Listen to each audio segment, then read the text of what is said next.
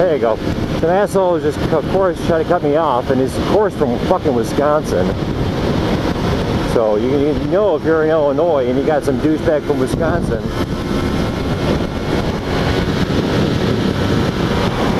There he is right there. Of course it's some old fucking douchebag.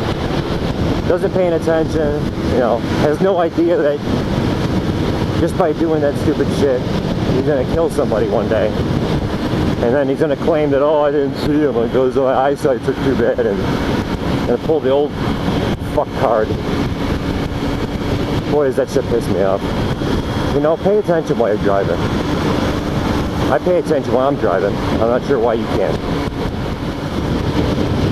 There he is again. Yeah, that's right.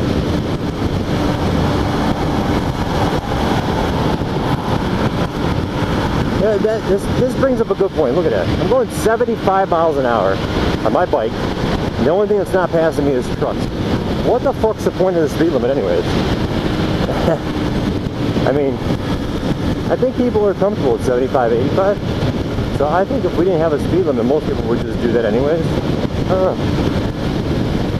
I started realizing that more and more, and I started watching my own driving when I'm on the highway, because I'm on the highway in my car, I'm doing 85, 90 whenever I can. My wife's not there. She's there, I'm going 70 max.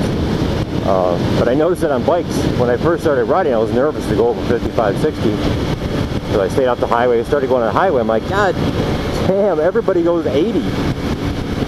I'm like, my little ninja is struggling. I mean, she keeps up, but thank God I ain't got to pass anybody. But yeah, it's just, I don't know, what's going to happen the day, like Illinois started, they started installing video cameras in construction zones.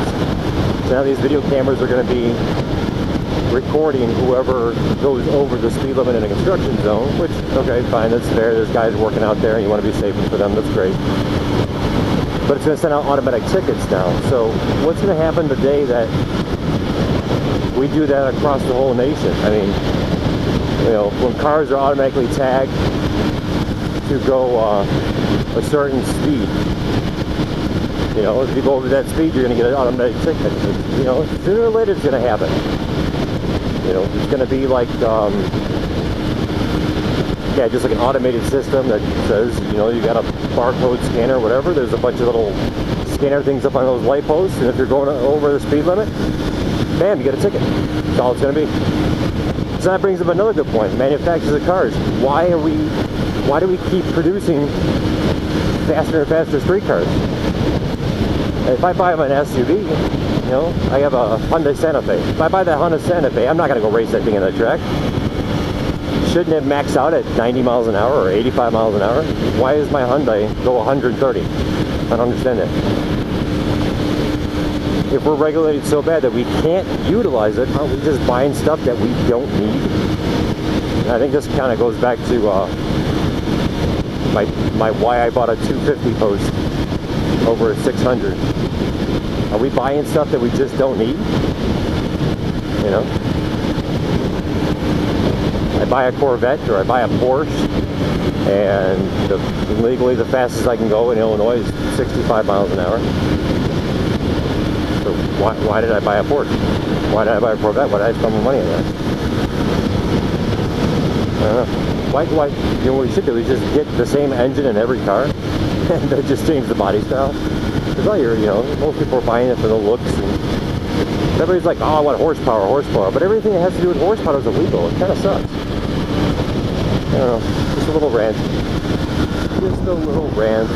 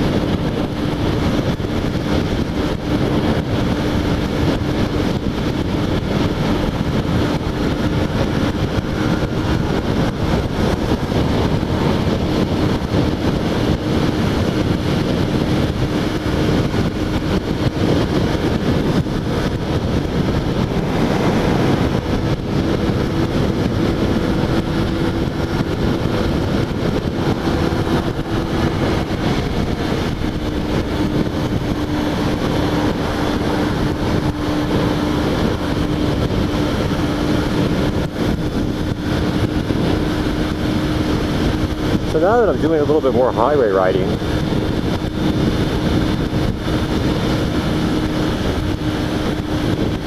now that I'm getting more comfortable riding on the highway, I find myself just taking the highway for longer rides. It just seems a lot more interesting.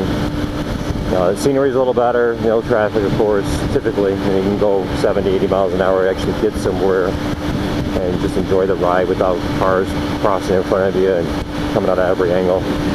I gotta start doing some mods on my bike. Just, I mean, I don't know what's out there. What can I do to make highway riding a little bit more comfortable? I got a couple things, like my one thing, of course, I think is the grips, handlebar grips. I'm gonna get different ones. I know I tend to grip the bike too hard still, just as a new rider, mostly on the highway. There's a couple wipes.